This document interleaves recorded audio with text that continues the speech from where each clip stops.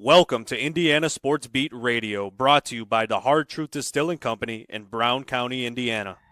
So for the thousands in attendance and the millions watching around the world, it's time! 3 on the way. Oh! It went in! It went in! And Indiana wins the ball game! Know your role and shut your mouth, you jabroni! Float game for the win! Ayler's gone. Goodbye. Touchdown, Indy. Woo! IU America. They got a football team now. It's pretty simple. I win. Google me. You know that I'm the cream of the crop. Now, from the Hard Truth Studios, here's Jim Coyle. Hello, sports fans, and happy Friday. Welcome to another edition of Indiana Sports Beat Radio, coming to you from the Hard Truth Studios. Man, we've made it through the end of another week. Heading into the weekend, I hope you've got plans to do whatever you like. Something fun or just relax. Catch some games or go out and see a game. Be a good time to do that. There are plenty to get to. Indiana is on the road as they are at Ohio State tonight. We'll talk about that. Todd Lurry will join us. We'll talk more about college basketball, as last night was upset night, man. Lots of top 25 teams go down. We'll talk about that, including a big one in the Big Ten. The U.S. Department of Education has responded, sending out a memo that the plans that these schools have for distributing, I just call it the $20 million, but the money that the schools are going to begin distributing, which is $20.5 million, is what the agreed amount was. But that's probably going to violate Title IX, which is meant to provide equality for everything. The problem is everything is not equal.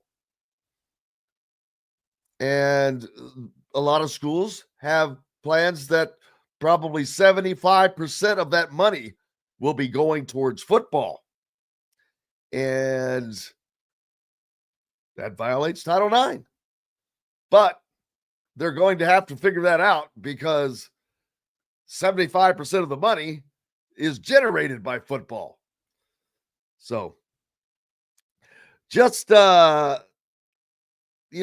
kind of like when the argument with the World Cup or the U.S. men's and women's soccer teams, how they were fighting for equal pay. Well, the thing is, it's how the money is generated. And the men's pay was coming from a pool that was generated by men's soccer overall. The women's pool pay was coming from a pool of women's soccer, what it generated. This pool was smaller than the other pool, but that's supposed to be forced to be made equal. I don't agree with that. But they're going to have to work it out because it's going to, if not, then you're going to have lawsuits and this and that and the other thing. And, another pigeonhole to get down. We'll talk more about that later. Upset night in college basketball, man. How about it? First of all, Michigan goes down. They were on the road at Minnesota, and it took them to overtime. But Minnesota gets it done on a Caitlin Clark type logo 3 in overtime. Pandemonium, of course, broke out. Minnesota is now 1-6, I believe, in the Big Ten standings. So that was their first win, Michigan's first loss. So now Michigan State stands alone at the top of the Big Ten standings as they are still undefeated. I think, let's see, last night there was a few other games in the Big Ten as well. We'll have to pull all those scores up, but looking forward to talking to Todd Lurry when he joins us about this, as well as Indiana basketball hits the road tonight to take on the Ohio State Buckeyes. That and the unbelievable amount of negativity that is surrounding this program right now. It's awful. And the sad part is there's blame for everybody. And I mean everybody. Starts with the coaches, goes to the players, administration, the fans, and you might as well throw the media in there as well. But I don't know that the media is really doing anything. I know that I have tried to keep a lower profile on it, but you get to a point and it's like, okay, what are you going to do? What am I supposed to do? Act like it's not happening? But it's going to be interesting to see. I think this could get really ugly. And that's not what I'd like to see because there's nothing fun about it. But it has just gotten really bad. This is worse than the end of the Archie era. And that was bad. But it's a different deal. I now wonder if Mike Whitson can make it through the end of the season. If things go like I think that they are probably going to go, could be totally wrong. Hey, what if they get it turned around? It's not like that's impossible. Said that before. Those opportunities are there. Without question. The opportunities are there to prove all the naysayers wrong. So, and if that happens, that's a hell of a comeback. Speaking of, I thought the women, last night were going to make a tremendous comeback. They were down early to Illinois at home, and they clawed their way back into that game, got to within 2 points, I think, maybe, or 4 for sure, but maybe 2. And then Illinois was able to put it away. But a great effort before losing. Just their second conference game of the year, I think. But I hope that it doesn't get that bad. But if these losses pile up like they well can because of this schedule and because of how this team has played against teams that are as good or better, then this could get bad. Because there's so many other elements that are added to this now. There's been, a lot of cockiness and arrogance, and you've got NIL and just claims, and nothing has been followed through on. So I think the fans feel misled, and they're just not happy, which they're entitled to be. Now, again, the one thing that is just I can't stand with all the crap that went on the other day with the Twitter beef. Fans don't need to be jumping in there and calling people losers and all of that. That just aggravates the crap out of me. I see that's like a child dealing with a child. But what are you going to do? Hey, we've got plenty coming up. Todd Lurry is going to join us here on the program. Hopefully. And we'll talk more about it. And upset night in in college basketball. Gonzaga, number 16, Gonzaga loses to Oregon State in overtime. Number 18, Memphis loses to Temple. Number 20, Michigan loses to Minnesota in overtime. Fun times for the underdogs. Appreciate everybody hitting us up on the Andy Moran hotline, and everybody else, no matter where, how you're listening on our great affiliates like 97.7 ESPN, The Ref, always the right call in Evansville. 12:30 a.m., 104.7 WJOB, the voice of the region. And 1380 The Fan, Fort Wayne's only sports station. Keep it locked right here all day. You don't need to go anywhere else.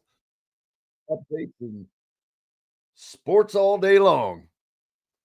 We've got more coming at you once we return from these messages. At Ben Davis Chevrolet and Ben Davis Ford in Auburn, we're your one-stop shop for all of your automotive needs. We have the area's best selection of over 300 vehicles, including new cars, trucks, vans, and SUVs. Plus a huge selection of pre-owned vehicles in stock. And if we don't have what you're looking for, we'll find it for you. We also have top-of-the-line service and parts, plus a collision repair center, and we're competitively priced on everything. For sales, service, collision, parts, and more, we do it all. Come see us today or visit us online at BenDavisChevrolet.com and BenDavisFord.com.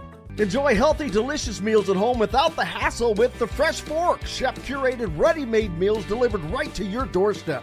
Proudly fueling IU athletes and now available to you with a menu that's always fresh and diverse, from hearty proteins to fresh salads. The Fresh Fork empowers you to make better food choices without compromising. Let the Fresh Fork help transform your lifestyle for a healthier way of living today at thefreshforkonline.com. Use promo code RADIO20 and get $20 off of your first order. Country living is just a swing away.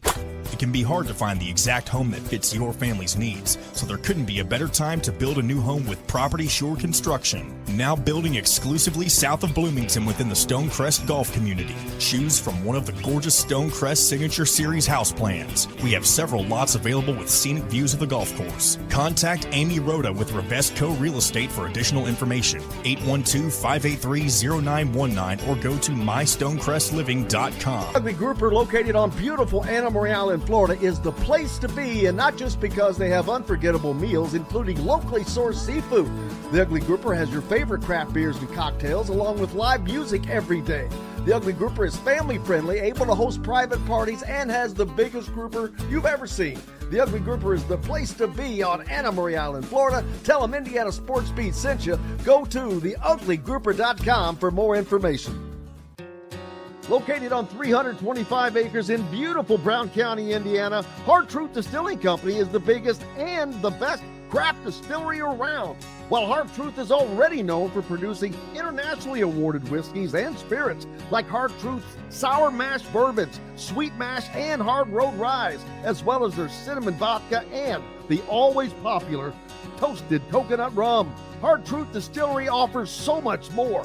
With a full-service restaurant, ATV, and distillery tours, as well as live music, you can spend an entire day at Hard Truth Distillery while making your entire family or group happy. And that's the Hard Truth.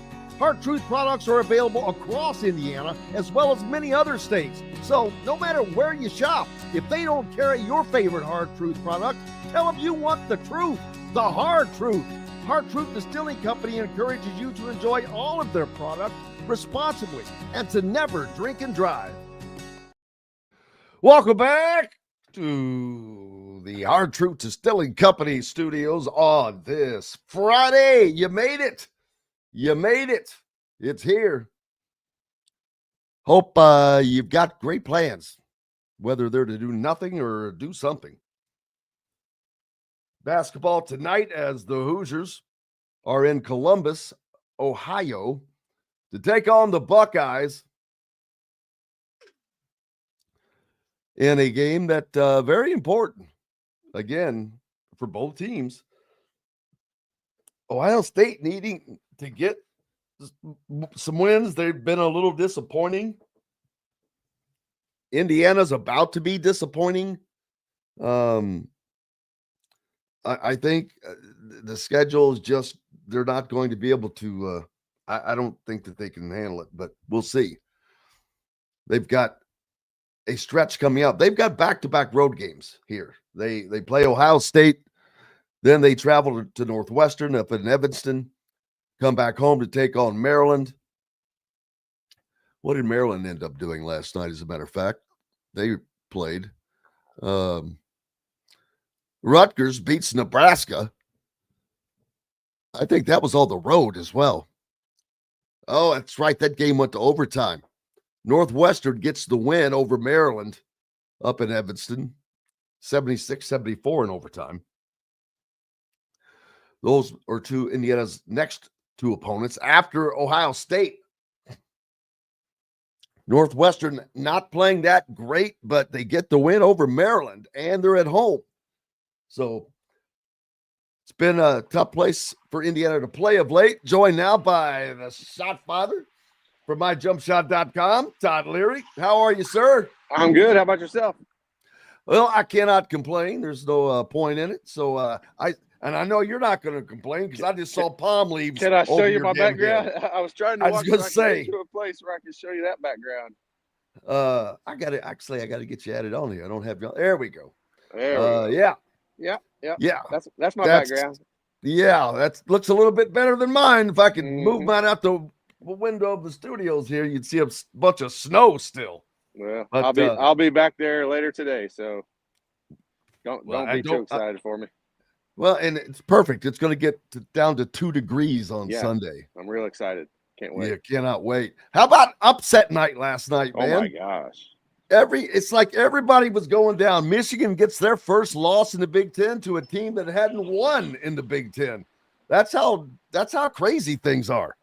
Yeah, and they dominated. If you watch that game, they dominated the first half. I mean, you look at their numbers, they did everything you could want. They shot the ball well. They hit 50% on 22 3-point attempts.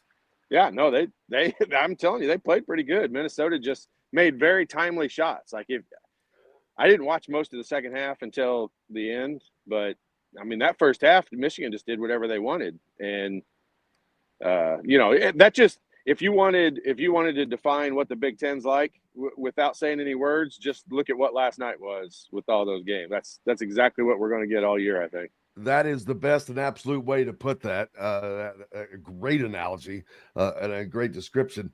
And it's just going to stay that way. But Michigan State right now remaining tough at the top, undefeated so far. That's not going to stay that way. But they've got a nice jump start to the season. Yeah, they really do. And they, we said it back in early December when you get those two early games in your conference, that whoever is able to jump out to a little bit of a lead is going to have a major advantage. And both Michigan and Michigan State did that. And a little bit, has to do with their schedule. I mean, if you look at Michigan State's schedule, they've not played the most difficult schedule so far. But I shouldn't even say that because, it's very difficult to win no matter where you're playing. Obviously, they proved that last night. So to be at the point they're at right now, undefeated, I think, I don't get to go to their practices, so I'm sure I would look at it differently that way. But this is not one of the most talented teams Izzo has had to deal with, and he's getting a lot out of the team he's got up there right now. Yeah, no one expected Michigan State to dominate. They knew that they would be up as one of the teams that was going to battle at the top, but no one was talking about Michigan State dominating this conference that was so deep. And they won't be dominating it by the end of the year. By the middle of the season, they won't be. But they'll get to see. They've got Illinois next, as a matter of fact, albeit at home up there. But they've got to travel. They've got to go to Rutgers. They've got to go to UCLA. They've got to make that trip. So they've got to go to Illinois at some point. The good thing for Indiana Michigan is after beating Rutgers, we're rooting for Rutgers to win every game they get. We need these wins to become more quality wins than what they are at this point. So, and they got one last night. Yeah, that's what I mean. That's a big deal, them getting that win on the road. That's going to bump their net up, which is only going to help Indiana having beat them. I mean, I do think, and we said it early in the year, with those two freshmen as good as they are, they could beat anyone in the country on a given night. Now, they're playing like freshmen sometimes, making a lot of mistakes, and they don't defend as well as I thought they were going to. But that Rutgers team is talented and capable of beating anyone. But they've also proven they can lose it to anybody also. Yeah, they've gotten off to a really bad start. The hit by the injury bug to Dylan Harper, and then that kind of seems like it led to, I don't know, they just They just not play like getting. freshmen. They play like freshmen. it's but you get that. But that's only going to, decrease playing like freshmen as the year goes on, as they get more experience and realize, if you heard Mick Cronin talk yesterday about, the Big Ten is just more physical. Like they're getting a wake up call, and for a coach to admit that like that, I mean, I think a lot of analysts, Jay Billis and guys, have said it for years after watching the Big Ten. And I'm not saying that means it's better. I'm just saying it's more physical. And UCLA, I think he gave a great analogy of what it is like to play in the Big Ten yesterday's press conference. And to say that to me, that how I would see it, that means the officiating allows it to be physical. Sure. It has because to, yeah. the officials. So why would that be that way as opposed to not? And I'm not saying it's bad, good, whatever. I'm just as opposed to not being that way. Well, I mean, so when you say the Big Ten's more physical, I think most of the time, and it's a part of this as well, but most of the time people think, oh, they're talking about the big guys inside battling in the paint. So I'm going to give a guard's perspective. That's not all the physical part they're talking about. Bumping guys on the drive, like that's the thing I think is different in the Big Ten than it is. And that's why when they go to the NCAA tournament and things are not officiated that way, I think teams end up in foul trouble more often. And so, it's the Big Ten is just it's officiated a little bit different. It's always been that way. It's kind of like, why does the SEC have guys that seem to be faster than everybody else in football? Like, it's just kind of the way it's always been. And the Big Ten's always been known as a physical conference, and it's officiated that way. And not having won the NCAA tournament since the year 2000, I do think we should all analyze that a little bit as Big Ten people and see if maybe they should change that, because it's not working once you get to the big dance. No, it's not. But I think, again, does that come down to the games that these teams are playing in are officiated differently because it's different officials, for one thing? Yeah, I mean, honestly, I don't visibly notice that. It's not like I watch, you watch Auburn and those teams play in the SEC, they're physical as all get out. So I think part of the difference, and maybe what Mick Cronin is saying, or I'm putting words in his mouth, but this is what I take from it, is it from top to bottom, it's more physical. It's not just the top 3 or 4 teams that are super physical. The bottom 3 or 4 teams are super physical also. And so I think it's just every night is a constant battle. And, I think it's always been described that way. I really feel like the Pac-12 out there where UCLA played has always been known as a little bit more of a finesse conference. And I'm not saying that negatively. Like I said, that has won more NCAA tournaments in the last 25 years than the Big Ten has. Overall, we're at least not quite a third of the way through, just past the quarter, I guess, 6 games or so, but they're something like that, 30% through the conference this year. I know that there are 3 teams they seem like they're separating themselves: Michigan State, Purdue, and Michigan. That Illinois. can change. Illinois is there too. Yeah, they're not going away. Is there a team that has really stood out to you for a specific reason?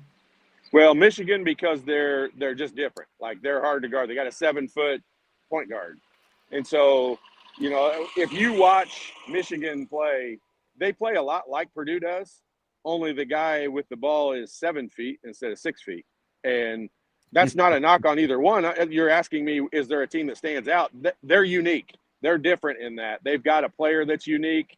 I think a few years ago, Luka Garza at Iowa was a guy that was real unique. Like, teams weren't used to seeing guys like that. And it's in a different, unique way. But I think Danny Wolf's kind of that same thing. And Vlad Golden, I think we're seeing the benefits for Vlad Golden, him being able to play off of another guy that big, rather than everybody just be able to double team him all the time. It's a big deal, and they're unique and they're different. I think Illinois they've got some young guys that play well above their years. Dude, that Casper's kid he's so good. Yeah, he is. the NBA right now is absolutely salivating over a guy like that. Like this dude was in high school last year, man. Yeah. Oh, it's crazy. Like they're salivating over a guy like that because he's a playmaker and he can score. And so many of those guys that are in that position, they've got to develop, one or two more of their skills. And that kid's coming in there. He's tough.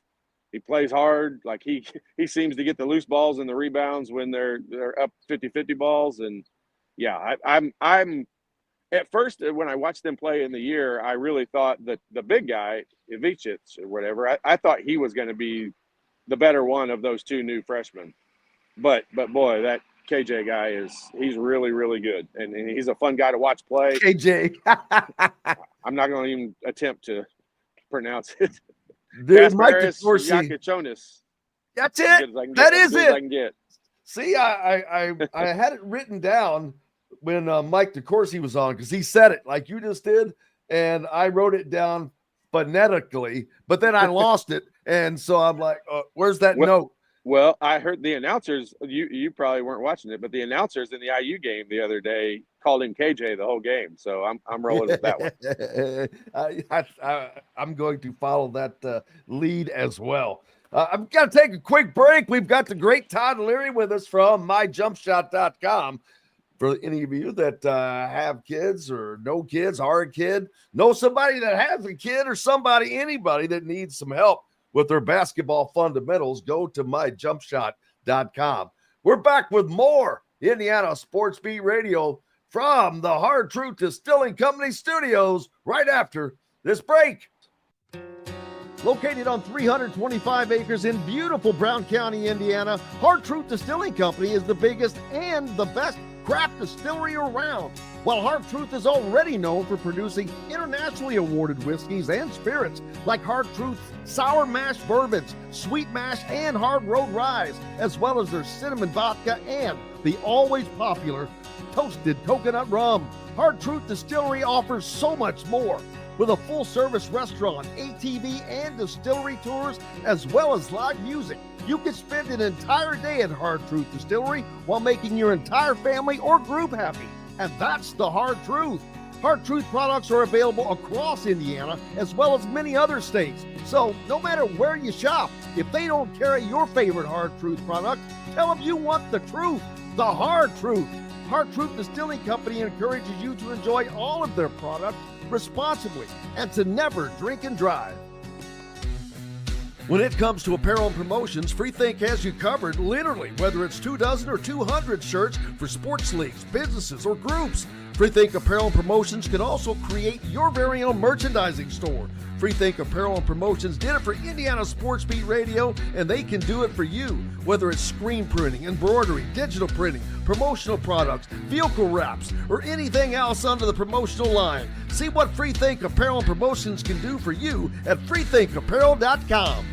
Know a team or group needing a fundraiser? Boost Fundraising raises more money faster and offers the most unique and user-friendly online fundraiser in the nation. Your team receives personalized fundraising pages for each team member. Free team-branded promo gifts shipped to each donor. Boost Fundraising does it all. Sports teams, marching bands, charity causes, and community groups. Go to boostfundraising.com and be sure to enter the promo code COYLE, that's COYLE, to receive a discounted fundraiser. If you're looking for a home in the Indianapolis area, you need Cheryl Sizemore from RE/MAX Advanced Realty. Cheryl Sizemore has over 2 decades of experience, and that could be the difference in getting the home you want in today's tough housing market. Reach out to Cheryl Sizemore from RE/MAX Realty at cheryl@indyhomepros.com or 317-701-0838. 317-701-0838. Let Cheryl Sizemore help you find the home you want today. At Ben Davis Chevrolet and Ben Davis Ford in Auburn, we're your one-stop shop for all of your automotive needs. We have the area's best selection of over 300 vehicles, including new cars, trucks, vans, and SUVs. Plus a huge selection of pre-owned vehicles in stock. And if we don't have what you're looking for, we'll find it for you. We also have top-of-the-line service and parts, plus a collision repair center, and we're competitively priced on everything. For sales, service, collision, parts, and more, we do it all. Come see us today or visit us online at BenDavisChevrolet.com and BenDavisFord.com.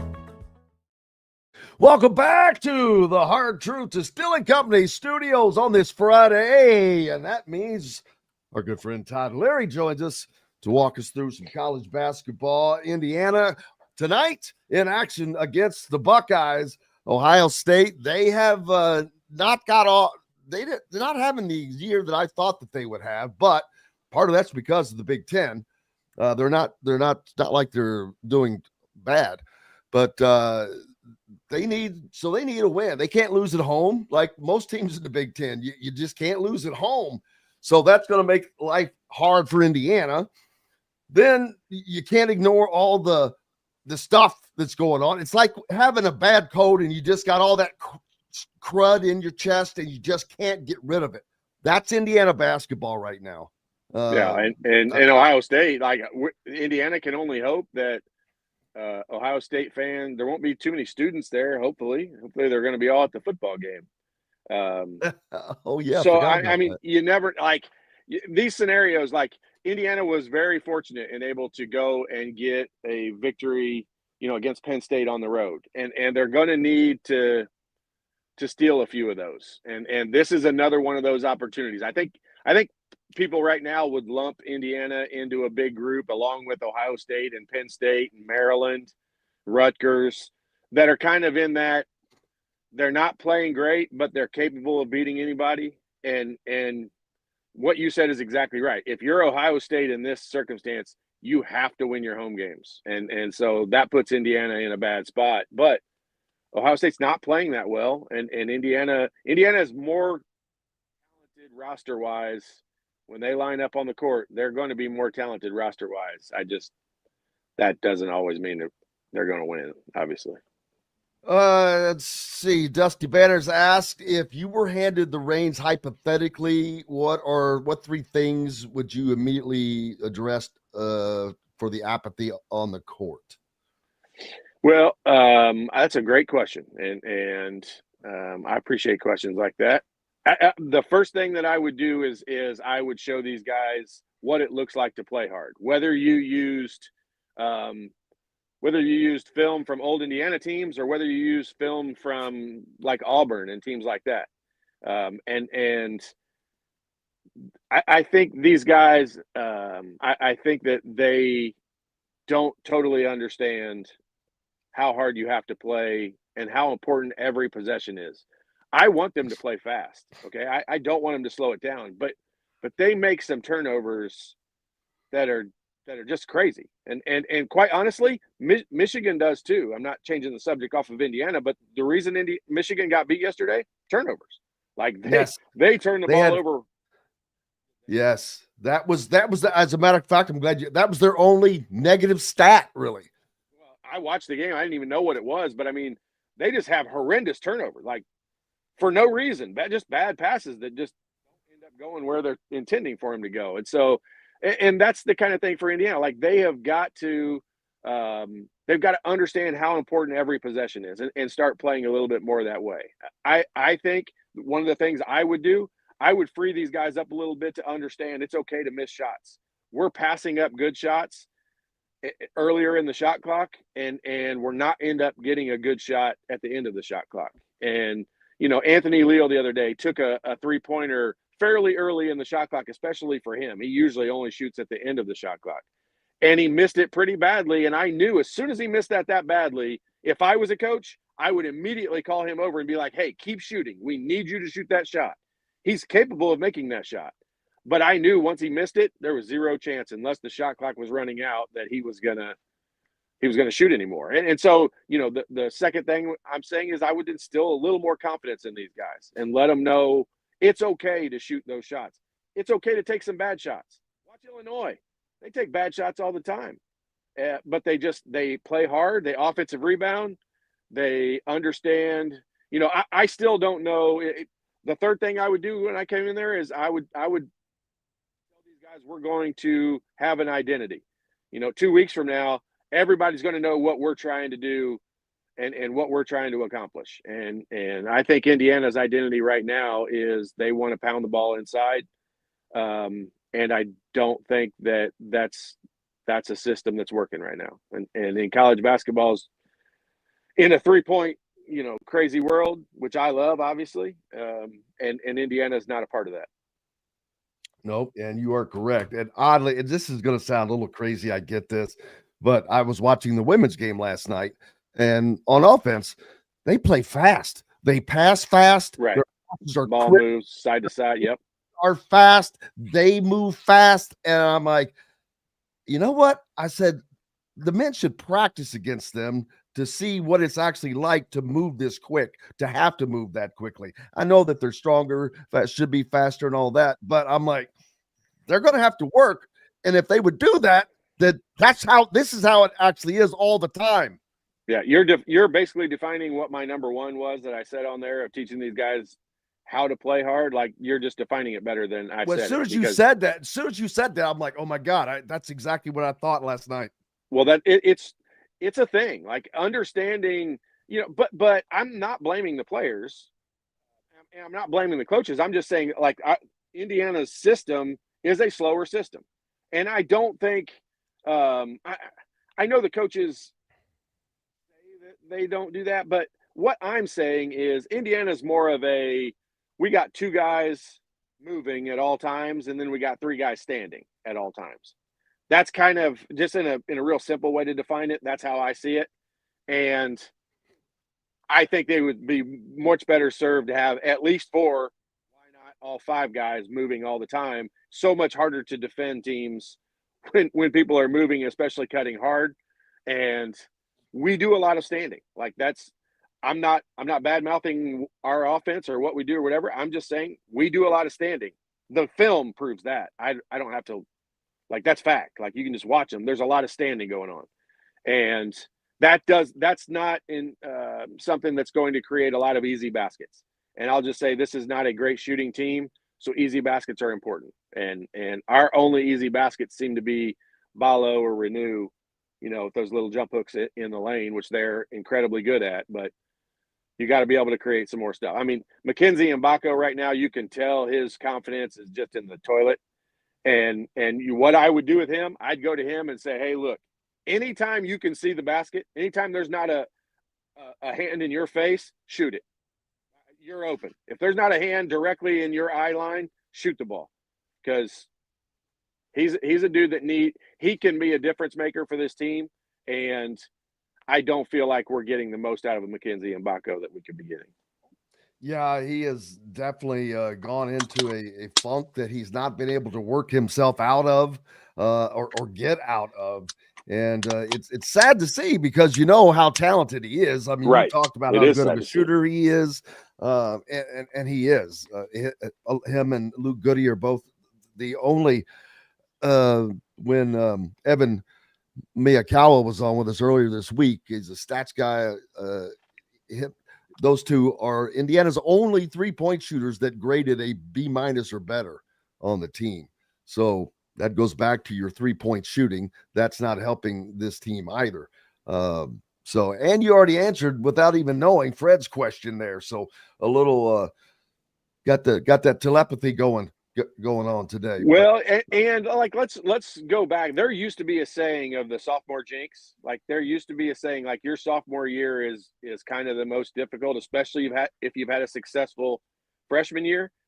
People don't talk about it as much anymore. But I mean, it's kind of a thing. And I think this only from watching from afar. I don't get to be there every day at practice, but I'm going to say Mackenzie Mbako is one of the guys. Coaches can be tougher on certain guys than others. And I would not put Mackenzie Mbako in that category. I'm just going to say baby him. I'm being facetious with that. I mean, not baby him, but I mean, I would treat him differently. Like, he's a guy that needs patted on the back versus kicked in the butt. And I think his shooting is directly related to, I mean, I think he shot really well early in the year because he was confident as heck. He knew his role. He knew what they expected out of him. And now he's taken a couple of bad shots, and he doesn't understand what a bad shot is, in my opinion. And so he doesn't know. When they say that, he's passing up some shots he should be taking because he's not positive if they're good shots or not. And he's a guy I would tell, don't even think. If you are open, you shoot it. End of story. No matter, I don't care if there's 29 left on the shot clock or 1 left on the shot clock. Shoot it. So now going forward, Oh, that's someone I said, when they look up to the clouds, what do you see? I see Todd Lurry.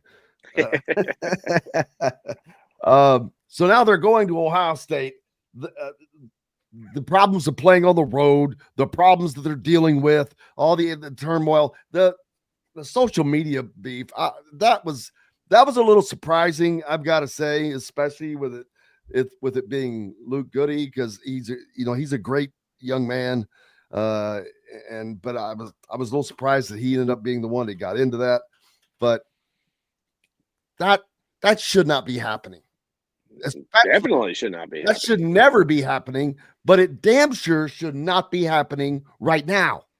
Right. Yeah. Well, it shouldn't be happening. And I'm not saying one side's more right or wrong than the other. All sides are wrong in this, like that. But let me just say this, and please understand this. This is one of the things about Indiana basketball that really shocked me when I played.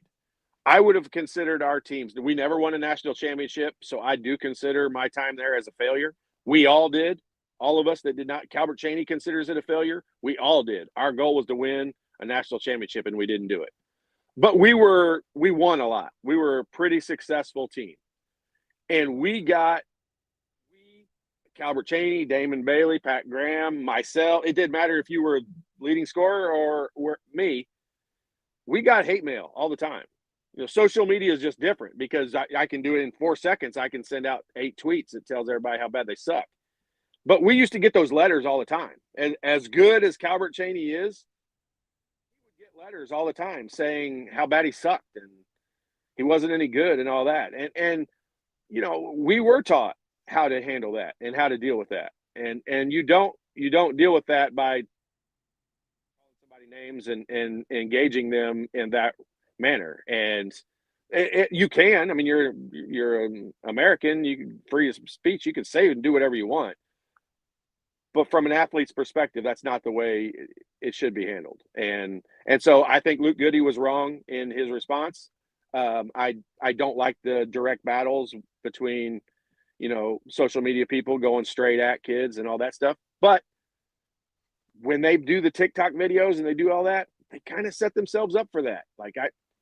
It's hard to go on there and do those kinds of things and then not expect people to have a reaction.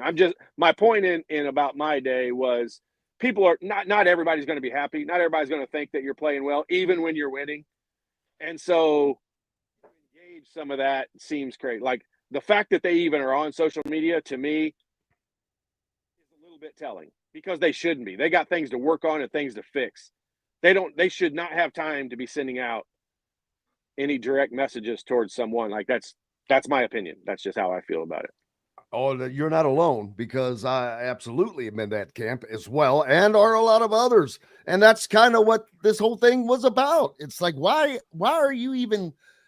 I just don't get it. I cannot, and I don't know if it's just generational because it can't be just that. There's got to be at some point common sense has to come into play. But more importantly,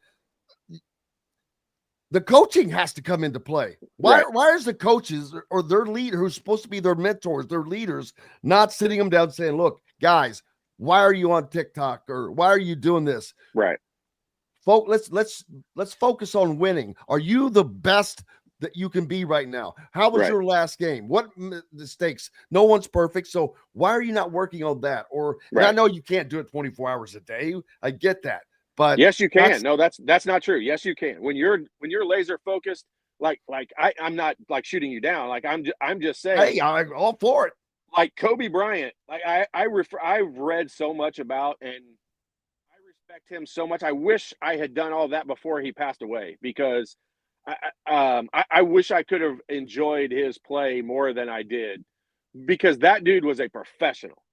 I think he should be the standard. And when there is something, when you can get up in the morning and you can write out a list of things that you need to do for the day that are going to make you a better basketball player and help this team win, tweeting should not be on that list, or Instagramming, or any of the social media things that you might do should not be on that list. And when they're not in a position right now to not be spending every possible minute getting better and trying to fix it, because there's so many things about what he said that, as a former player, like, I would have questioned him about. Like, I'm sitting there going, okay, well, what if you don't turn it around? His statement was, when we turn it around, don't switch sides back rooting for us again. Well, believe me, I'd love to be in that situation. I want you to prove me wrong. I've been wanting them to prove me wrong for a long time. We've given them benefit of the doubt. And to start calling people out, I mean, he's basically going with he's doubling down on the true fan statement. And I think he regrets that comment right now. I think he was trying to say, have some confidence to show confidence that they're going to get it turned around at least. And he just chose the wrong words. And he probably wishes he would have used some. And I've been advocating for this for years, and this Indiana basketball program, not just under Mike Woodson, I think for the last 20 years, they need a former player liaison. They need somebody, and I've offered to do it. They need somebody that coaches these guys on how you handle a press conference, how you handle criticism, how you handle the social media, how you handle these things. And you can't tell a player what to do and what to say, and you shouldn't tell a player what to do and what to say. But each one of these players has a air quote brand, and they get paid money based on their NIL and name, image, likeness. Like, their brand is them. And what Luke Goody did the other day, these guys should focus on things that helps their individual brand. In turn, that will help the team. That will help the team become a better unit overall. But these guys need someone to teach them how to improve their brand. And what Luke Goody did the other day definitely did not improve his brand. Yeah, the other day, when Don was on, Don Fisher, he said that he believed one of the problems was the money. And I immediately in my head said, well, the money's got nothing to do with it. It's because other teams have the same thing going on and they're playing their butts off. But the more I've thought about that, it's not just the money per se. It's the things you're doing to get the other money, the NIL money, for different things. If you're doing commercials, if you're doing that, or if you're seeking this stuff, that's every bit of that is time away from your craft or studying or things that you're supposed to be getting done. So it does, in essence, it actually is part of the issue if you don't know how to balance it. Yeah, and they shouldn't know how to balance it, because this is not something they can't call on one of the former players, or there's no one they can really talk to about how do we handle all this or whatever, because it's never happened before. It's all brand new. And but they can seek wisdom from older people that have been through a lot of things and understand how to deal with some stuff, and especially criticism. And you can't handle criticism. Like what Luke Goody should have said was, yeah, they're absolutely right. Like, we are not living up to our expectations, and for certainly Indiana basketball expectations. And that's the end of the statement. That's it. Like, we're doing everything we can. It not, because you take his statement, well, what if they don't turn it around? Then are we justified for calling them out? Like when are we allowed to root for him again? When we've rooted for a lot longer than Luke Goody's been there. And I don't mean to keep calling out Luke Goody. I think on your show, I'm a huge Luke Goody supporter. I think he's unbelievably important. You're a supporter of all of these guys. That was a mistake, in my opinion, what he did. And I certainly hope, I don't know if they did, I don't know if they didn't or won't, but I certainly hope somebody with the staff would talk to him about that. Not just about, hey, don't do that anymore, about why don't do that anymore, about why that's not good for helping them become a better team. And that's all I want him to get out of it, because he doesn't need a lecture. He's a grown man. He's an adult. He's got a lot of money. He can make his own decisions. I'm not going to tell somebody what to think or do. But in that circumstance, I definitely think he could use some guidance in how to handle those situations. Anthony Leal, same way. Trey Galloway, same way. the way they handled senior night last year, ridiculous, atrocious, shouldn't happen. But somebody needs to teach them that. And if they had Coach Knight, if they had a coach that they had the fear of God in them, they wouldn't do stuff like that. And I'm not bad-mouthing anyone. I'm not saying it's coach's fault or anyone's fault. I'm stating the fact, in my opinion, of these guys don't have the fear of God in them. And there's no way someone would send a tweet like Luke Goody did under Coach Knight's reign. Like no way. No way. And I think they need to get closer to that. I don't think it's just Coach Knight either. I agree with you. I mean, I think you can go close to home and say Kurt Cignetti. His players are not going to do that. He has, and I'm just using him as an example because he's close by, but he has control of his program. That's about all you have to say right there, to be honest with you. He has control of his program. Without trying to be, hammer down like I'm going to tell you guys what to do and how to act. I think his guys feel like they've got some freedom to do certain things, but I also think that they are kind of holding themselves accountable, and they know their coach is going to hold them accountable. And so, in this circumstance, I do think that there are a lot of coaches that would not have permitted Luke Goody to engage like that. No, the football players per se, I'd say that there's also a level of respect for their coach there, and probably a bigger level of respect for the fact that they would like to play, and they know damn well if they did that, they're not going to be playing. Well, you know what? Like I'll say this, and there is something to this. Okay, so I played for coaches, my high school coach Jack Kiefer, and obviously Coach Knight. I played for very successful coaches, successful way before I got there. I had nothing to do with it, and so I played for guys who already had that respect. I don't know what it would be like to play for a coach that doesn't already have a winning pedigree and a bunch of banners to prove it. And so I don't know what that's like. So it's hard for me to speak on that. I will just say this. You need to treat your coaches like what they say is the law, no matter what. Like that's just how I grew up in sport. Now, it was always very easy for me because my coaches had the credentials. But I just think you always have to, if a coach says something, I remember specifically Coach Knight one year, I think we were playing the Russian national team. And Coach Knight, I had made a really bad turnover, and I was dribbling the ball up the floor. I've told you this before. I was dribbling the ball up the floor. He calls me over to the bench while I'm coming up the floor, and he said, "Hey, throw them the ball. Give them the ball." And I'm like, what are you talking about? He's like, "Give them the ball. Just hand them the ball." The guy guarding me, I literally just handed him the ball. And he said, "That turnover is no different than the one you did 2 possessions ago down there." And so but I did it because he told me to do it. And that was out of respect. And he knew if he told me to ram my head against the floor, I'd have done it. And that's the level of respect when these guys, no matter who the coaching staff is, when they get to that level of respect for themselves, for their teammates, and for their staff, they'll be a different team. I'm glad you told that story. I think I told that this week. I could not remember who it was against, but I think it was the Russian national team. I'm not positive. But I remember, and that was just this week I told that story. That's Man, safe travels. Not looking forward to it, but I'll be there in a few hours. Yeah, we'll be talking about this Ohio State game. All right. We'll see, buddy. We appreciate you so much. Thank you. See you next week. That's going to wrap it up for this hour. We've got lots more coming up. Zach Osterman, amongst others. Bryan Ault. We're going to talk some football with Bryan.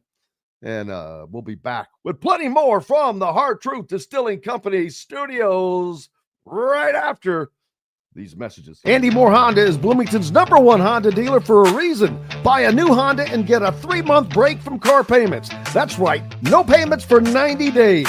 That includes the all-new, all-electric Honda Prologue, and you get it for just 0.9% financing. Or the 2024 Honda Ridgeline Black Edition or the Honda Accord LX, both for just 1.9% financing. Get more to your door from AndyMooreHonda.com, Bloomington's #1 Honda dealer and your best place for new and used vehicles. Hoosier Hanks East, located on College Ball Road in front of Kroger in Bloomington, is everything you could want. Great food like their custom pizzas, wings, wraps, unbeatable daily drink specials, live music on Fridays, and Hoosier Hanks East is home to Inside Indiana Football and Inside Indiana Basketball coaches shows hosted by Don Fisher. Be on the lookout for Hoosier Hanks ticket giveaways to Indiana and Colts games on social media. Stop by and meet Hoosier Hank at Hoosier Hanks East on College Ball Road in Bloomington. Hungry for something a little different? Well, head to the Rusty Gator Fork and Ale in Bedford, where oceanic flavors meet southern charm with a Cajun flair, like their loaded voodoo fries, gator bites, or jambalaya, and so much more. The Rusty Gator also has live music each Friday and Saturday night with some of the best local and regional artists around. Visit the Rusty Gator Fork and Ale in Bedford and get your Cajun on. If you're looking for a home in the Indianapolis area, you need Cheryl Sizemore from RE/MAX Advanced Realty. Cheryl Sizemore has over 2 decades of experience, and that could be the difference in getting the home you want in today's tough housing market. Reach out to Cheryl Sizemore from RE/MAX Realty at cheryl@indiehomepros.com or 317-701-0838. 317-701-0838. Let Cheryl Sizemore help you find the home you want today. Located on 325 acres in beautiful Brown County, Indiana, Hard Truth Distilling Company is the biggest and the best craft distillery around. While Hard Truth is already known for producing internationally awarded whiskeys and spirits like Hard Truth's sour mash bourbons, sweet mash, and hard road ryes, as well as their cinnamon vodka and the always popular toasted coconut rum. Hard Truth Distillery offers so much more. With a full-service restaurant, ATV, and distillery tours, as well as live music, you can spend an entire day at Hard Truth Distillery while making your entire family or group happy. And that's the Hard Truth. Hard Truth products are available across Indiana as well as many other states. So no matter where you shop, if they don't carry your favorite Hard Truth product, tell them you want the truth, the Hard Truth. Hard Truth Distilling Company encourages you to enjoy all of their products responsibly and to never drink and drive. Welcome back to the Hard Truth Distilling Company studios on this Friday before you made it to the weekend. Joined now by Zach Osterman, the IU insider for the Indy Star. Zachary, how are you, sir? Hey, how we doing? Cannot complain, staying warm, most importantly. That's all I care about right now. But and we're looking forward to this snow melting and then turning into a sheet of ice when it turns down to 2 degrees, unfortunately. But, yeah, I know. I guess the kids could go from snowmen to ice skating. Yeah, I mean, we just gotta as long as we keep the roads clear, that's all I care about. That's it, and they are that, man. They are that. Indiana on the road tonight at Ohio State, a game that is going to be tough because it's Ohio State at home, and any team at home, they're fighting. Every team has to fight for home wins. Saw that last night with the upset of Minnesota over Michigan, and Indiana also in a position where they need to steal some road wins someplace, and Ohio State is one of those opponents that I think provides one of those opportunities. Yeah, Ohio State's a funny team and has been for a while. Like the analytics have loved them, and that's not just this year. That's in the last 5-6 years, And I'm not being flippant about it, but if you look at, for example, their KenPom history. They haven't been outside the KenPom top 50 once since 2018, and yet in that time they fired their coach. So, they finished 49th in KenPom the year they won 5 Big Ten games. I don't really understand that, and this team's kind of in that boat a little bit too. They're 31st in KenPom, despite the fact that they're 2-4 in conference play, 10-7 overall. They have really struggled offensively in conference play. They're 16th. In the league in adjusted offensive efficiency. They're turning the ball over more often in conference play than anybody else. They are finishing worse than almost anybody else. If you just look at their effective field goal percentage, they have the second lowest team 3-point shooting percentage in conference play. They have the profile you'd expect of a team that has had some funny results. They beat Texas earlier in the year, do a pretty good win against Rutgers, but they've also, and they, it should be said, they buried Kentucky on a neutral floor right before Christmas, but they've also lost to Oregon at home. They got boat raced by Auburn. Same thing against Maryland. Probably should have lost to Minnesota on January 6th, which is the only game they've won this calendar year. My point is, it's I think in some ways it's a decent matchup for Indiana. They don't, it's not that they don't have size, but they don't play with a ton of size. We'll see what Malik Renew's status is for tonight. Obviously, it's a place Indiana won in fairly dramatic fashion last season, coming from 18 points down. It's also, I would be surprised if we don't have a pretty sleepy atmosphere tonight. I think a lot of that fan base is in Atlanta this weekend, either physically or spiritually or both. As someone who knows how it feels to be spiritually in Atlanta most of the time. So I don't think you're going to get like 10,000 people in the Schottenstein Center ready to turn up the heat on a Friday night. Maybe I'm wrong, but my point is, as much as any opponent kind of can be on the road for where Indiana is right now, Ohio State is probably kind of ideal. They're not a perfect matchup, but I think this is a game. I know they are underdogs. I think KenPom has them by 7. I want to say I saw 6.5 or 7.5 as a line somewhere. This feels like the kind of game where Indiana maybe can fashion a bit of a rebound after Iowa and Illinois. And if it can't, then I think you do start to fear that maybe the season's going to, sort of slip through Indiana's fingers. Yeah, and you mentioned the Renew situation. We don't know where that is exactly. If he is able to come back, my first question is, well, how is this going to change what they've been trying to do? Because obviously they went from the 2 in, 3 out to having 4 shooters on the floor in essence, although it has not proved to help much here of late. It did at first. Yeah, I'm not. And then it fell apart. Not being flippant, but it's it's doesn't not matter. Like it's yielded enormous results the last couple games, but this team doesn't really seem to be better either way, with any consistency. So if Renew comes back, maybe he adds something to the rebounding side and score. He is one of their top scorers, but that's going to cause other numbers someplace else to go down, obviously, for somebody else. Right. And it's, I don't know.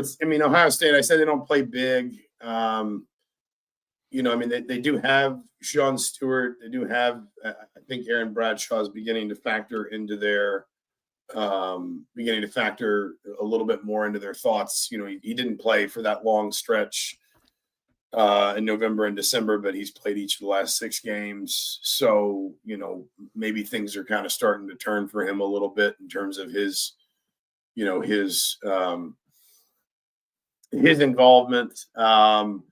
But with or without Renew, Indiana's probably still got the best post player on the floor. I talked to the Big Ten yesterday. There won't be any further action taken against Oumar Ballo after what happened Tuesday night. So if Indiana chooses to sit Oumar Ballo, that's Mike Woodson's decision. But Woodson certainly didn't sound like that was in his thoughts. And everybody can have their own opinion on that. I guess mine is broadly, he got ejected, like he got punished, but and I didn't have a clear view of it. I was kind of blocked. I did, and yeah, he was defending his teammate. He shouldn't have done it, and I suppose there's probably also a bit of a conversation to be had about the difference between, for example, a 6'4" guard doing it, and a 7 foot, 260-pound center kind of coming in with a flying swing, but he's defending his teammate. I'm not trying to relitigate all this. Right. I would kind of argue that the whole incident kind of gets set off by the Illinois player. Ballo escalates it. That's why he's ejected. I don't know that he needs – my personal opinion is I don't know that he needs to see more punishment for stepping in to try and defend his teammate. Even, I didn't have that big of an issue with it. And I thought he said it well. He's not a bad player or a dirty player or a bad person. He was trying to defend his teammate. He shouldn't have done it. It's okay for that to just be it, basically. Let's assume he's playing tonight. Whether Renew is or isn't, Indiana's got the best post player on the floor. Yeah, I didn't have a problem with it. I agree with everything you've said. That is something you've got to be able to leverage, whether you're hitting shots or not. And I mean, I don't know if last year it provides any measure of sort of, what Indiana's capable of. I mean, they only hit 5 threes in that game, but they only took 13. Obviously, they hit a couple big ones. Galloway had 3. Leal had that one in the corner that proved to be the winner. Indiana's got to – there just have to be some, basics that underpin what Indiana does tonight, because I do think Indiana can win if it plays well in this game. And it's a much-needed win, not just for Indiana, for Mike Woodson, for the program, for the players. There has to be just I can't imagine what that locker room is like right now. I'm sure there are a lot of things going through the players' minds, and they have to get focused and go on the road and try to accomplish a win, something they've not been able to do in these last couple, and come back together as a team and do the things that they need to do. Now, whether or not they're able to do that, that's a different story. We'll find out. I know that's a hard thing for anybody to accomplish, but that's what they run it out there for. Yeah, I mean sometimes these things are simplistic enough to just say Indiana needs to pull this back onto the rails. I mean, it wasn't a week ago we were all saying they've won 5 in a row, they've won 9 of 10. It seems like they're figuring some things out. Geez, are they better without Malik Renew? That kind of stuff. But obviously, I don't think that Indiana is necessarily better without Renew. But just in general, it wasn't 7 days ago that it seemed like all of this was moving in a broadly positive direction, and now it's obviously just kind of run into a wall. I understand why everybody's frustrated. Please don't misunderstand me. But I do just think that if you're Indiana, I mean, there's a little bit of the old cliche of how do you eat an elephant one bite at a time. You can't win 5 games in a row without worrying about each of them as they come. You're playing a couple teams here in Ohio State and Northwestern that, quite frankly, have some weaknesses of their own. Ohio State, like I said, had some good moments and some bad moments in the non-conference, but certainly since the Big Ten restart, they've been struggling a little bit. They've lost close games, to be fair. They lost by 7 to Michigan State at home, by 2 to Oregon at home, only by 2 to Wisconsin on the road. Wisconsin's been real tough this season. But again, probably also should have lost to Minnesota in a double overtime game and won by 1 point. And then I know we're not skipping too far ahead here, but you've got a Northwestern team that I think they won in pretty dramatic fashion last night. I think they won on a buzzer beater. That's the first Big Ten win they have had since the Big Ten restart in the new year. They're 2-4 in the conference as well. So you have an opportunity here if you're Indiana to just maybe win a couple games and get your feet back underneath you, get you feeling confident again and moving back in a certain direction. But you got to do it, because if this festers into a longer term losing streak, then I think it could feel like it's starting to get out of control. Yeah, and we've been through that 4 years ago with Archie Miller, but this has a different feel to it, unfortunately. Hopefully they can get a hold of it and get things going in the right direction. The fans are restless, but there's a lot of blame to go around for everything. Fans, coaches, players, media, everybody contributes to everything. But this has just really gotten to a bad point that I don't know how it got all the way this far. Is it just today's society that has added into all of this?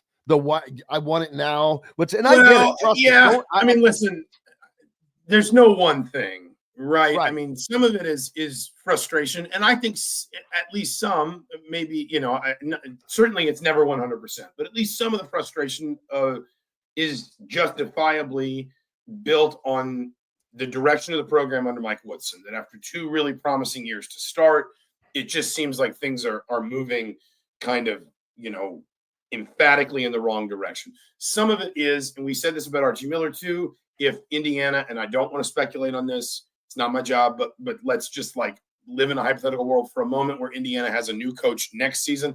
This will be true for that coach too. The longer Indiana goes, the further Indiana gets from, a sustained period of national relevance, the more every coach is going to have to wear that a little bit more. Every coach is going to have to pay for more of the sins and failures of the coaches that came before them.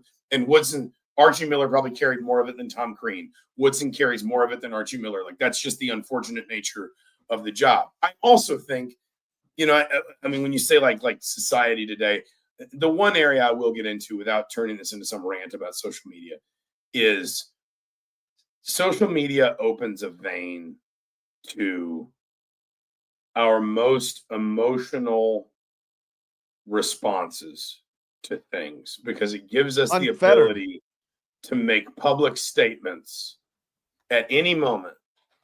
And that includes our worst moments, whatever they may be. But if we're talking in the context of sports fans, that's usually after, a team loses a game, right? Liverpool is first in the Premier League, first in the Champions League, in the semifinal of one of the 2 domestic cups, the 2 domestic trophies in England, and they drew 1-1 Tuesday night away from home against the team that's 3rd in the Premier League, and you would have thought that someone burned the stadium down based on the way that Liverpool Twitter was reacting. And there's always going to be an element of it that's just sort of negative or contrarian, or people wanting to say it so that when everything does go wrong, they can circle back and say, aha, see, I told you so. But I think for a lot of people, more what it is it's just you suddenly have this vehicle to express your most sort of raw, emotional, unfiltered frustrations. And when you inject that into the slipstream, it starts to color a narrative that, fair or not, when people who are 1,000 miles away from Bloomington want to know what the feeling is around IU basketball, the most direct way for them to take that temperature is usually social media. And so they go there and they say, oh my God, this is, everyone's furious. I'm not saying people aren't right to be really frustrated with these last 2 games. I'm not saying people aren't right to have some serious questions about the wider direction of Indiana basketball right now. The toxicity, I think, comes in when it is just so easy to take, sort of a frustrating moment and turn it into, kind of like a match to touch paper, and it just sort of explodes before anybody can control it. And that makes it hard to have more reasonable conversations too, right? About for example, being able to say yes, Indiana basketball needs to be better than it's been. No one's arguing that. Indiana basketball can't be losing games the way that it has lost these last 2, or the way that it has consistently too often lost. We've seen losses like Illinois, like Iowa, not just this year, but in the last 2, 3 years, 4 years, even dating back to Archie Miller's tenure. But it's, the truth is always somewhere in between. And sometimes what happens is the emotion clouds the ability to have the reasonable discussion. And that's where it gets difficult, I think. Yeah. For me, the biggest problem I have is we all know that's what you said is out there and it's going to happen. But when it starts to get personal, when some of the responses I saw to what was going on the other day were, they can express an opinion, but not to finish it up with you're a loser or things of that nature. That's over the line, and it's ridiculous, because it's, for one, it's something you would never do face to face or in person. And it's just, I think it's a childish reaction. And Rudy asked, how are the fans to be blamed? Well, they have a part of the blame on this negative culture that is right now. And it's what I'm just saying, exactly what I just said. That adds to it. And if you don't think it does, then that's a different opinion. But yeah, I mean, well, I will tell you right now, and you know, I say this, and sometimes people hear it, sometimes they don't want to, and that's fine. I will tell you right now, I have talked to former players, it affects them. I have talked to recruits, it affects their perception of Indiana. I have talked to, on lesser occasions, but I have talked to coaches that at various points in time might have been of interest to Indiana fans if the job were to come open. And I don't want to use names. And I know when I say that, people say, well, then you're just making it up. And if that's what you think, then I can't change your mind, and that's fine. But like I've even talked to people that at various points might have been candidates for the job if it opened up. And they have said it colors their perception of the attractiveness of the job and the opportunity. And that doesn't mean that fans should just sort of march merrily along. Oh, absolutely not. And express yourself. Just do it in a civil manner. It's just that when it gets toxic, everyone needs to understand that toxicity is going to permeate everything. It's going to, no matter what anybody says, it's going to get into your locker room. It's going to affect your recruiting efforts. It's going to affect the way you're perceived nationally by not just the media or other fans, but like people whose opinions are going to matter to the future of the program. It just like it's a hard balance to strike, because fans have every right to both their opinions and their emotions. And without those emotions, without that emotional investment, you know, the program wouldn't be what it was. If nobody cared, then Indiana basketball, that would be the end for Indiana basketball, as you know, as it is currently constructed. It is just important to remember that there is another side to that coin, which is when it gets really negative, that becomes part of the story too. And not just, you know, among fans trolling on social media or message boards, but in places where it becomes a problem to the day-to-day success of the program. Absolutely. Zach Osterman, the IU Insider for the Indy Star. Make sure you're giving him a follow. Be a subscriber. Appreciate you as always, my friend. Absolutely. Thanks for having me, Jim. We'll talk to you soon. Thank you. Zach joining us here on the program on this Wednesday. And again, to finish that up, you can't cherry pick things that I say out of something that I said. I did not say the fans are to blame for play on the court. I did not say the fans are to blame for anything other than having a part of the blame in the toxicity of what's going on. That is what I said. So if you're going to ask me questions about it, then ask me questions about what I actually said, not what you want to pull out of something. As far as comments on the Andy Miranda hotline, if you think the fans are not aiding to the toxicity, then you're nuts. That, or you're not paying attention to it, then you don't see it. Zach or Luke Goody made a horrible mistake in what he did. He knows that. But the responses I saw, some of them were absolutely right, and what they said, and telling him he shouldn't have done this or this, that, and the other thing. I don't have a problem with that. But when you start personally attacking them with they're a loser and that they suck and this and that and the other thing, right? That's over the line. You're not going to say that to somebody's face, number one. Number two, if you did, what kind of a person are you? Disagree. That's fine, because you're right. But then you kind of lose the credibility of that. When how is that response any better than the original mistake that was made? It's not. It all goes in together and grows that that pie of discontent. That's my take on that. And the hard truth from the Hard Truth Distilling Company studios. We've got to take a break. We're going to talk football next, and after that, we can get back to that discussion if you want. But Bryan Ault joins us next, football recruiting writer for thehoosier.com. We're back with more from the Hard Truth Distilling Company studios right after these messages.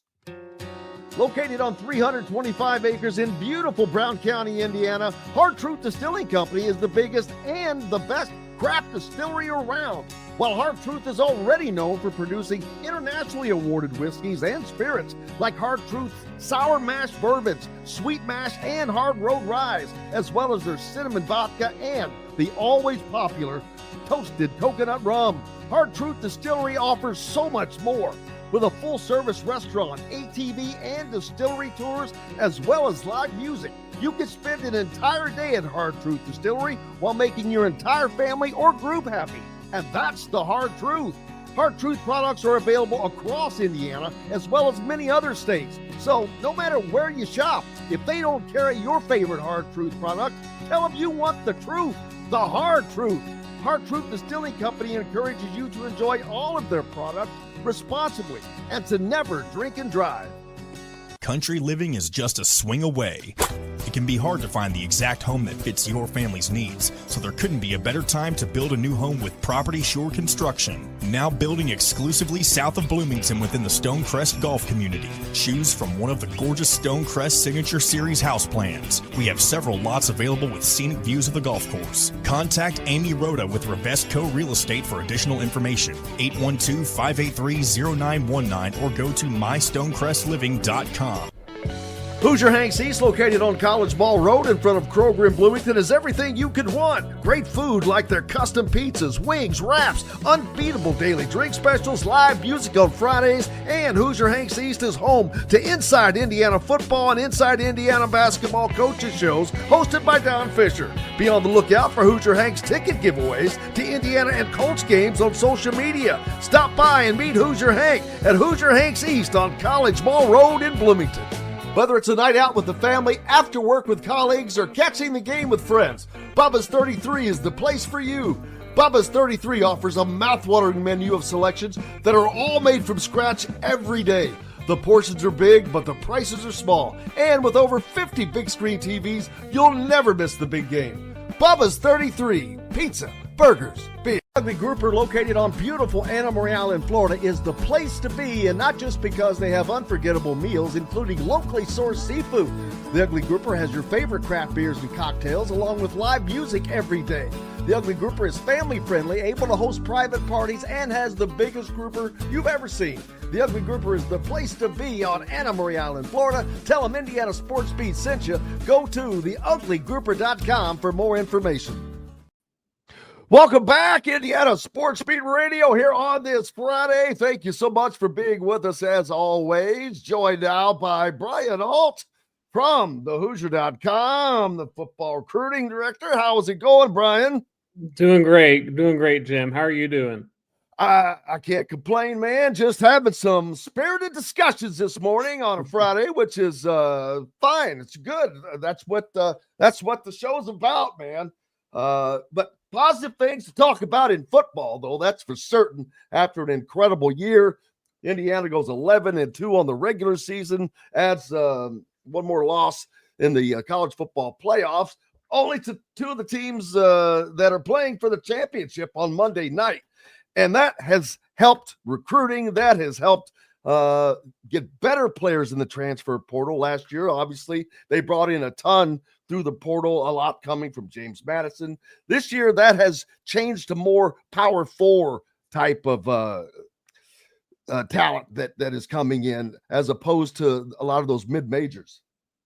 Yeah, for sure. And the season that they had, it was just so crazy, kind of watching from afar how, people thought they didn't belong, after losing in the opening round there of the playoffs. And, they thought they weren't very much of an elite team, but, here we are. And They lost to the two best teams in the country, which means that they were, obviously probably the third best, by that standard of logic. And so, the job, Coach Signetti has done has been remarkable, and they honestly look even better ahead of next year. Just looking at how things are for now, and I think they're going to really, probably and possibly take that next step, going forward.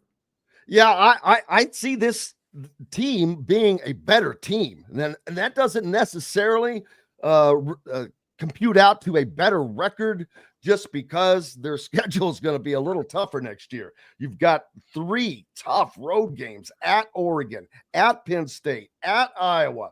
Iowa's a tough place to play. Oregon's one of the loudest places to play. And, of course, Penn State with 102,000. Who knows? That could be a whiteout game for the Hoosiers. But I agree. I think this team is just going to be better. They've added Fernando Mendoza at quarterback, which is not a step down by any stance. It might be a step up because I don't think he's got a torn ACL, and at least he's starting off with a thumb intact.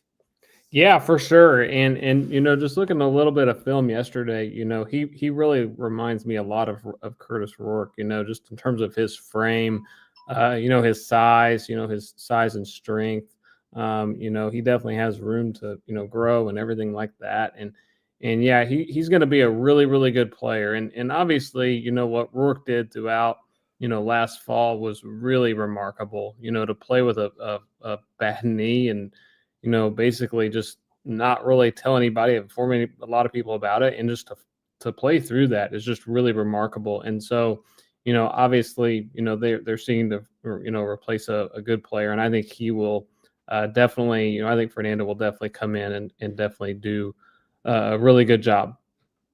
Yeah, I do too, and I knew he was a good quarterback, and I remember when Alberto was coming, we had him on the show and talked about his brother a little bit because he followed him and in Miami at high school. His brother was the big star quarterback for a couple of years, and then Alberto right behind him. And boy, I see something playing out in Bloomington here over the next 4 years, possibly. You could end up having a Mendoza at quarterback for 5 straight years, I think, because Alberto probably took a red shirt last season, or he will if he needs to. But they are really good in the quarterbacks room. You've got a solid veteran now in there, young with 2 years of eligibility. And you've got a couple of guys in the fold that have been in the program for a couple of years now that are talented. And that is going to aid things as well. Yeah, 100%. And everybody in that room can definitely probably fill in the role.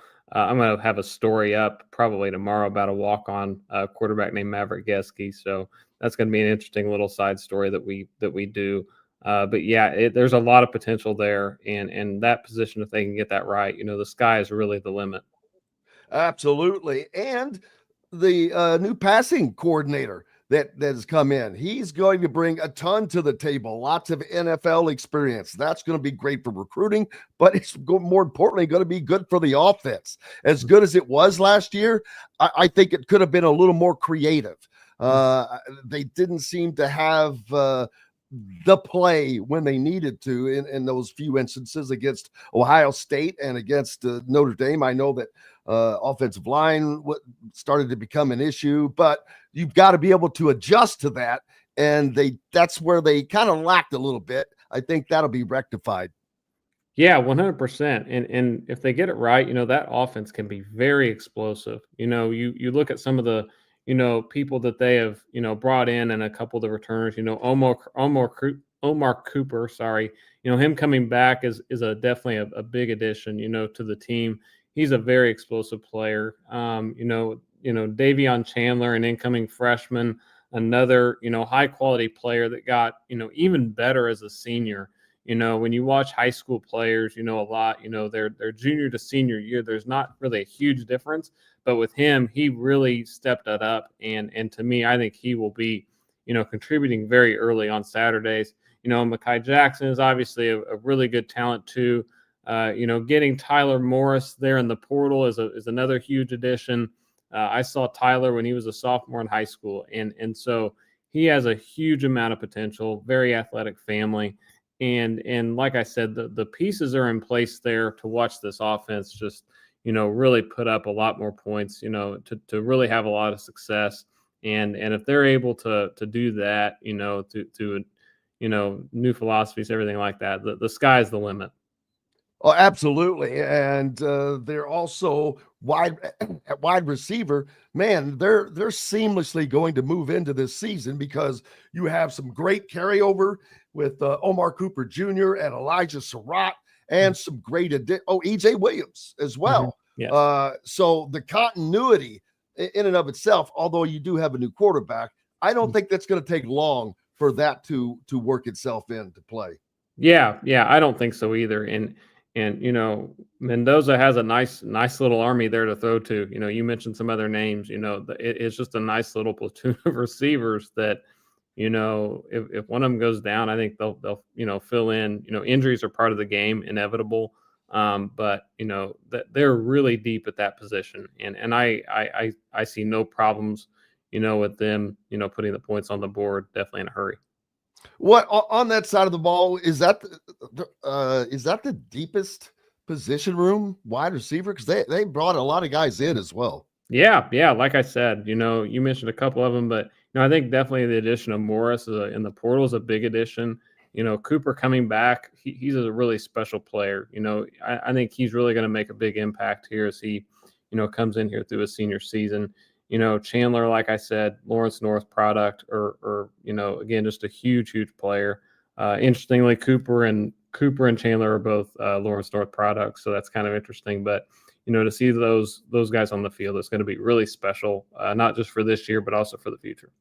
Yeah, Mekhi Jackson, wide receiver from App State, comes in as well. And when you get a guy in like that, he's good one. And the tight end, they've kind of beefed that role up. Didn't use him in receiving a lot last year, but I think that's going to change in this upcoming season. Running back room beefed up with a couple of guys. Roman Hemby from Maryland, of course, and the dude from UAB that came over, adding up to the Lions as well. They're filling in pieces with stronger talent, like I said. And on the defensive side as well, they have added some defensive backs. We'll wait and save that for later, for another day. But offensively, I think they're just going to be. You're going to see a lot of the same, for one thing, because you saw a very successful offense last year. When it was clicking, man, it was rolling.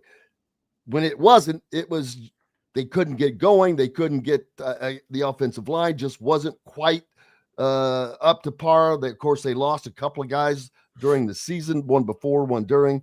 So they will hopefully beat that all up. But this is a team that, and with their schedule, I think that if they can win one of the two road games, they're going to be back in the college football playoff.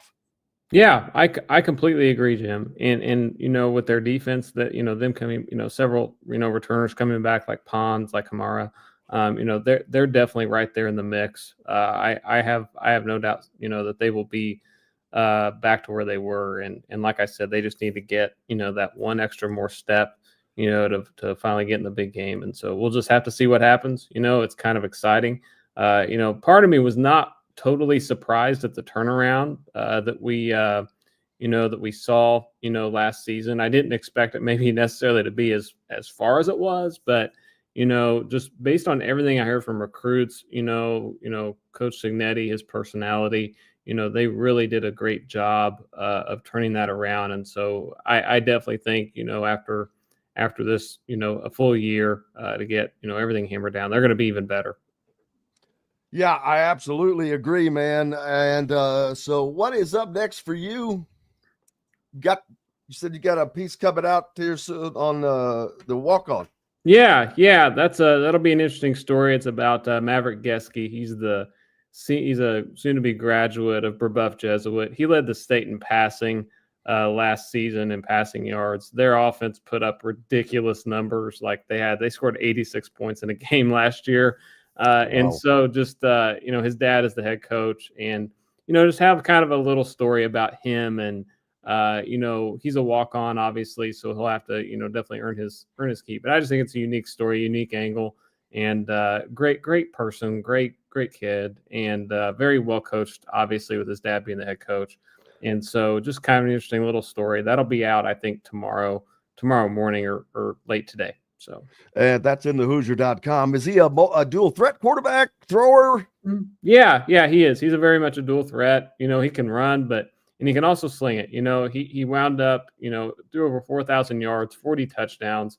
Like I said, their offense was just insane. It was like a video game sometimes to watch from afar. But, he's a really, talented young man. So we'll just have to see how he fits in the whole picture. But yeah, really, really good player, really good winner too. They wound up beating Carmel, a 6A team, during the season last year. And that was just really, I was at that game, and it was just a wild game to watch. And so the potential there is definitely good for him. Well, absolutely. And looking forward to it, man. And looking forward to everything in the Hoosier.com from you, keeping up with everything that's going on the football side of things, in recruiting and all of that. So make sure you go to the Hoosier.com and look for Bryan and give him a follow.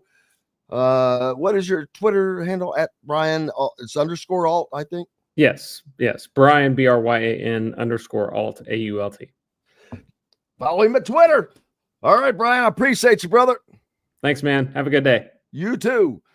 Bryan Ault joining us here on the program, and plenty more to come up. We'll get back into the discussions with you on this Friday from the Hard Truth Distilling Company studios right after these messages. Andy Moore Honda is Bloomington's #1 Honda dealer for a reason. Buy a new Honda and get a 3-month break from car payments. That's right, no payments for 90 days. That includes the all-new, all-electric Honda Prologue, and you get it for just 0.9% financing. Or the 2024 Honda Ridgeline Black Edition or the Honda Accord LX, both for just 1.9% financing. Get more to your door from AndyMooreHonda.com, Bloomington's #1 Honda dealer and your best place for new and used vehicles. When it comes to apparel and promotions, Freethink has you covered, literally, whether it's 24 or 200 shirts for sports leagues, businesses, or groups. Freethink Apparel and Promotions can also create your very own merchandising store. Freethink Apparel and Promotions did it for Indiana Sports Beat Radio, and they can do it for you. Whether it's screen printing, embroidery, digital printing, promotional products, vehicle wraps, or anything else under the promotional line. See what Freethink Apparel and Promotions can do for you at freethinkapparel.com. Enjoy healthy, delicious meals at home without the hassle with the Fresh Fork. Chef-curated, ready-made meals delivered right to your doorstep. Proudly fueling IU athletes and now available to you with a menu that's always fresh and diverse, from hearty proteins to fresh salads. The Fresh Fork empowers you to make better food choices without compromising. Let the Fresh Fork help transform your lifestyle for a healthier way of living today at thefreshforkonline.com. Use promo code RADIO20 and get $20 off your first order. Hungry for something a little different? Well, head to the Rusty Gator Fork and Ale in Bedford, where oceanic flavors meet southern charm with a Cajun flair, like their loaded voodoo fries, gator bites, or jambalaya, and so much more. The Rusty Gator also has live music each Friday and Saturday night with some of the best local and regional artists around. Visit the Rusty Gator Fork and Ale in Bedford and get your Cajun on. Located on 325 acres in beautiful Brown County, Indiana, Hard Truth Distilling Company is the biggest and the best craft distillery around. While Hard Truth is already known for producing internationally awarded whiskeys and spirits like Hard Truth's sour mash bourbons, sweet mash, and hard road ryes, as well as their cinnamon vodka and the always popular toasted coconut rum. Hard Truth Distillery offers so much more. With a full-service restaurant, ATV, and distillery tours, as well as live music, you can spend an entire day at Hard Truth Distillery while making your entire family or group happy. And that's the hard truth. Hard Truth products are available across Indiana as well as many other states. So no matter where you shop, if they don't carry your favorite Hard Truth product, tell them you want the truth, the Hard Truth. Hard Truth Distilling Company encourages you to enjoy all of their products responsibly and to never drink and drive. Welcome back, Indiana Sports Beat Radio here on this Friday. Thank you so much for being with us. Appreciate you greatly as always. This Monday, the college football championship reaches the championship. Notre Dame, Ohio State, going for the first ever playoff championship. A historic time in college football. While this is going on, or ahead of that, there will be meetings with the CFP leaders. That includes 10 conference commissioners and Notre Dame's athletics director. They'll be meeting for the first time since the new format went live. And one of the biggest discussions is going to be the seeding format that saw Boise State and Arizona State go from being in the bottom 4 to getting an automatic bye and kind of wrecking it. Really, to be honest with you, it kind of wrecked the first round. You talk about all the way the games went. That's my opinion. If that had not been the case, I think it would have been completely different. And you would have seen better games. It would have changed the competitive balance, in my opinion, but that doesn't mean a whole lot. But they've got to get this done. There will be no changes in the upcoming season. The contract for the current 12-team playoff runs out after the 2025 season. But they have to have these changes in order before then and ready to go. So they've got to get this stuff hammered out. Will there be an addition in teams? And if so, what will that be? I don't know. But the good thing is teams like Indiana are going to be in a position to fight for a shot in the CFP each year. Doesn't mean you're going to make it every year. The Big Ten has got too many good programs that are not going to always be down. Iowa's not always going to be down. Wisconsin will not always be down. Illinois right there knocking at the door. So there's going to be change, turnover. USC, they're not going to always not have a great year. I think it's going to make it more interesting. I never thought that an expanded playoff would hurt postseason, but I didn't realize it would boost it so much. Again, we talked about this last week, but the ratings were never higher than they were for bowl games this year. Crazy. So there's that. Indiana at Ohio State tonight in a game that is not going to lie. It's going to be a tough matchup for the Hoosiers. But again, I think it was Todd that pointed out, and Zach, I believe, with Ohio State playing in the national championship on Monday night, hopefully a bunch of the Ardent fans will already be away in Atlanta, although they could wait and go down on Saturday. Who knows? But it may be a more quiet arena than normal, and it's not known to be one of the loudest anyway. But Jake Diebler for Ohio State, he's looking to kind of get his team back on a roll. They opened up early with a nice win over then number 19 Texas on a neutral site in Las Vegas, but it's kind of been a teeter-totter since then. Well, Bryan doesn't think it should be a tough matchup, but it is. That's beside the fact. No, IU will not always be down. Here's the thing.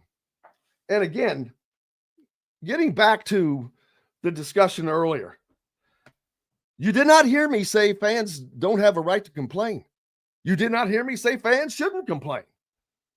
All I said was, don't get personal. That's it. Really, I don't think that there should be interaction between fans and players on social media. That's just my opinion. I think there should be a wall there, and both sides are to blame. If you don't want engagement, don't go. Don't go there. Don't go there. You only get this if you're putting yourself in that position. And the other day when Rick Bozich was with us, he said that there just needs to be an entire regime change. And I can't say that I disagree with that. Obviously, I'm not going to lie. And I think it's inevitable that change is coming for Indiana. I do not see any kind of a turnaround coming, not one that's going to salvage this season. Could be wrong, but I just personally don't see it. But it's not just the staff. This has permeated down through the players in a way that there is no accountability. I don't see, and they may be, and I'm sure that they think that they are, but I don't see accountability anywhere, top to bottom, to be honest with you. And when that thought occurred to me last night watching the women's game, because they were moving the ball so well, so quickly, so crisply, I was like, well, this is what the men need to do, practice against this, just to see how fast they have to actually move their feet. That shouldn't be that way. But I mentioned it earlier in the week when I watching Indiana's offense. Their passes they're not what I just described. The men's, they're not crisp, they're not quick, there's not movement. As Todd talked about earlier, we got 3 guys standing around, 2 guys moving, but the worst thing is there's no purpose for the movement. It doesn't seem to have a purpose to doing something positive. But they have the opportunities coming up. This is one of them tonight in Columbus. If not, it will be their 3rd or 6th loss overall, but it will be their 3rd conference loss. And we've talked about the schedule. This is one of 2 road games coming up. After this one, they head up to Evanston to play Northwestern, who got a close win last night. That's going to be a tough game. Now there should be a better Indiana crowd up there. It usually is. Chicago is a big Indiana town. Not sure if that'll help or not, but we will certainly see. We can only hope that because it's not fun to talk about it all. It's not. It's not fun to see it. It is what it is. I didn't create it. We didn't create it, but it's there. No doubt. And, well, I appreciate that. Dusty Banners. That's funny. I like that. I like the name. I mean, and trust me, I haven't always done that. Kept it civil. But you live and you learn. And it's not that I don't have opinions. I tell them. I give them all the time. For those of you that listen regularly, you know that I think that. You know that I feel the same as most people do. More so in a lot of ways. But I've also, do you want to do this for the next 2.5 months? But I will say that if it does get bad, like I think it can, The only question I have, if it gets to heading in that direction, is will it go on until the very end of the season or not? Because if it starts to really snowball,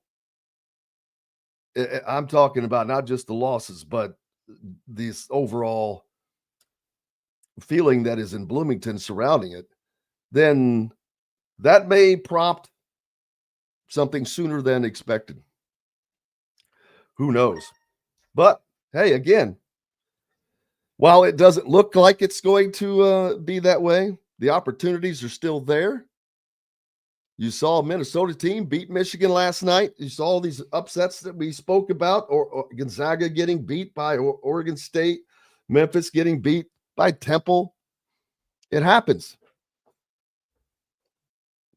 And that's up to the players and the coaches. Those are the only people that can change that. That has nothing to do with anybody else.